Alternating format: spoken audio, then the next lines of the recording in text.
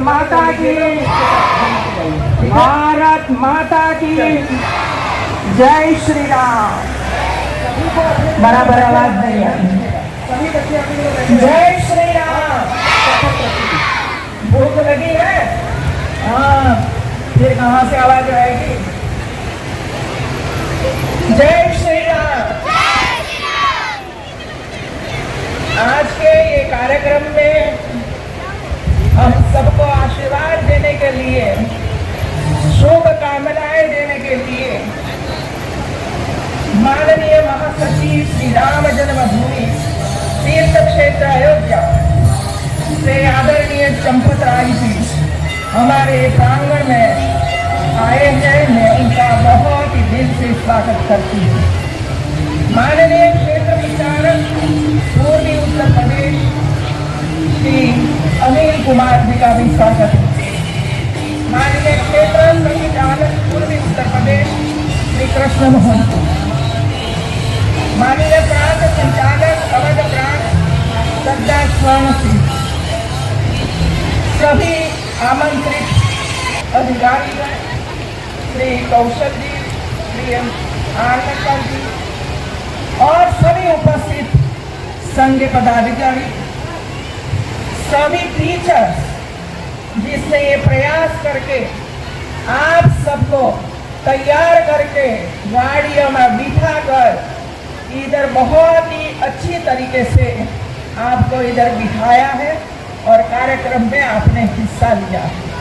इसके लिए मैं सभी अधिकारियों को, टीचर्स को, संचालकों को, सबको बहुत बहुत बधाई देती हूँ।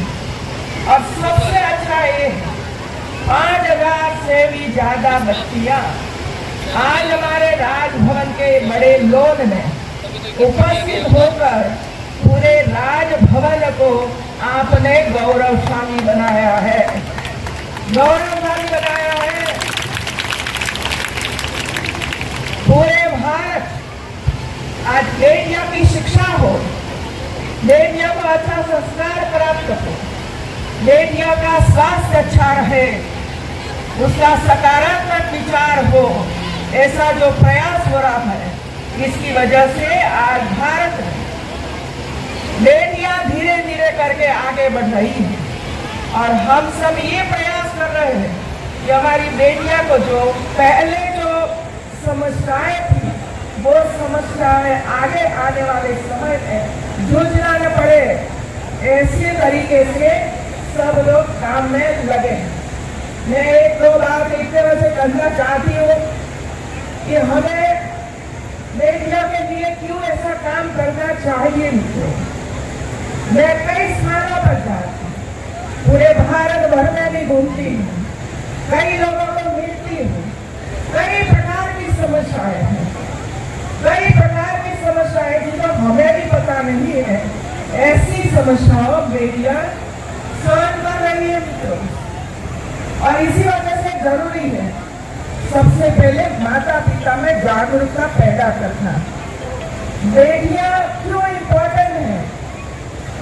क्योंकि वो समाज में चारित्रशील बच्चों का निर्माण करने का काम करती है और इसी वजह से वो खूब सुशील होनी चाहिए, चारित्रशील होनी चाहिए, पढ़ी लिखी होनी चाहिए।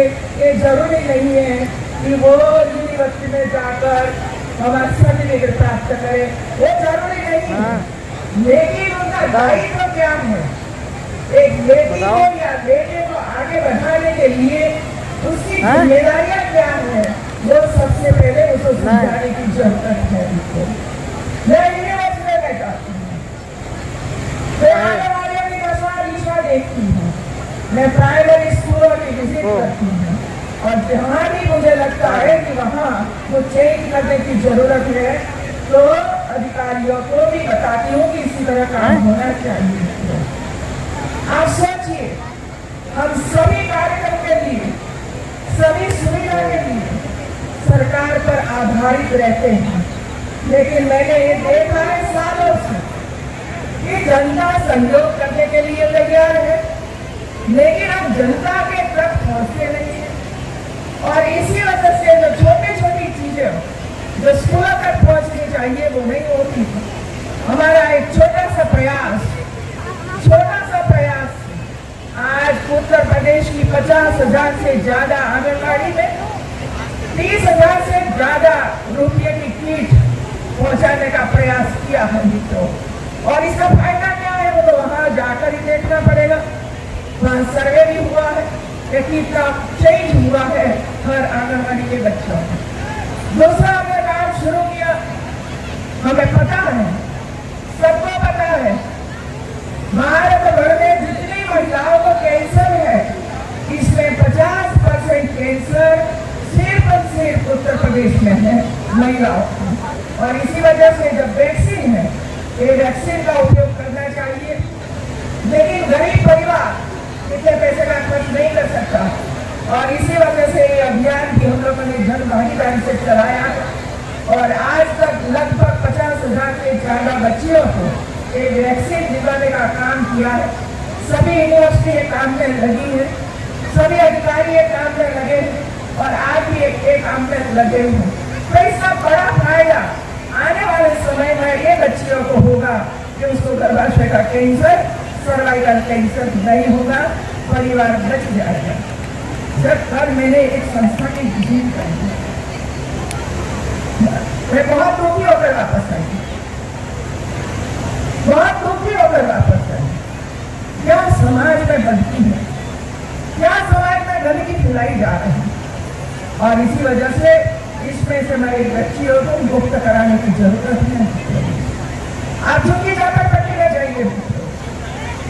हमारा ध्यान है बड़े बड़े लोगों की ओर, हमारा ध्यान है मध्यम वर्ग की ओर, लेकिन निम्न मध्यम वर्ग और गरीब वर्ग तक अभी भी हम पहुंचने में सक्षम नहीं हुए, 100% वहां नहीं जा पाए और इसी वजह से आज आपने जो काम किया है कि झोपड़पट्टियों में से पढ़ने वाले हमारे एकल विद्यालय की हमारी बेटा बेटे आपने इकट्ठा करके पढ़ाने का काम शुरू किया है और लाखों बेटियों का एक जो निर्माण होगा भविष्य में एक उत्तम नागरिक के रूप में काम करेगा। तीसरा काम है, जहां भी देखो चौराहा पर वहां भिक्षा मांगने वाले लोग, हमारे बच्चे वहां भिक्षा मांगकर अपना पेट भरते हैं। ऐसे संस्थाएं हैं जो वहां से वे लोगों को भिक्षा से मुक्ति कराने के बाद स्कूलों में एडमिशन किया। हम लोगों ने राजभरों में ऐसे 80 बच्चों को भिक्षा से मुक्ति कराकर एडमिशन प्रवेश दिया है और वे लोग आज इधर पढ़ रहे हैं, लैंड सिखा रहे हैं और बहुत ही अच्छा काम कर रहे हैं। इसे पहले ही है, बड़े लोगों के बच्चों में टैलेंट होती है और झोपड़पट्टी का रहने वाले बच्चों में टैलेंट नहीं है, ये मानने की जरूरत नहीं है। मुझे तो ये लगता है कभी कभी कि ये बच्चों में हमारे से भी अच्छी टैलेंट है, काफी कुछ वहां से सीख लेते हैं। क्योंकि झोपड़पट्टी में एक ही जाति के लोग नहीं रहते हैं, एक ही स्टेट के लोग नहीं रहते हैं, अलग अलग स्टेट के लोग, अलग अलग जाति के लोग, अलग अलग कला वाले लोग वहाँ रहते हैं और इसमें से स्वयं सीख लेते हैं। तो आज का ये कार्यक्रम मेरी दृष्टि से उत्तम कार्यक्रम है। ये आपका ही राजभवन है, आप कार्यक्रम करने के लिए अनुमति की जरूरत नहीं है, सिर्फ कार्यक्रम का नाम बताइए, कब करना है वो बताइए और पूरा आयोजन क्या है वो बताइए। इसके लिए तो ये बड़े लोग हम लोगों ने सबके लिए ओपन कर दी है। इधर रात को गरबा भी चलता है, हमारे इधर रहने वाले बच्चे, स्कूल के बच्चे, बाहर के बच्चे इधर आकर स्पोर्ट्स का कंपटीशन